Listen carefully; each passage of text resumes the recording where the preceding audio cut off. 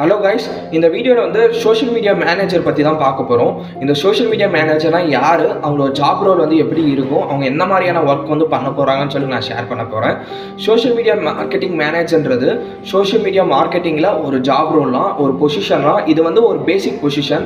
இப்போ social media marketing manager வந்து என்ன பண்ணுவாங்கன்னா, ஒரு பிஸ்னஸோட ப்ரொஃபைலை சோஷியல் மீடியா இருக்குன்னா அந்த ப்ரொஃபைலை வந்து எப்படிலாம் மேனேஜ் பண்ணணும், அவங்களோட கண்டென்ட்ஸை வந்து எந்தெந்த டைமில் ஷேர் பண்ணணும், ஓவராலாக அவங்களோட பேஜை வந்து ஆன்லைனில் எப்படிலாம் வந்து ப்ரொமோட் பண்ணலாம், ஆர்கானிக்காக சரி இன்ஆர்கானிக்காக சரி எல்லாமே வந்து இந்த சோஷியல் மீடியா மேனேஜர் தான் வந்து பண்ணுவாங்க.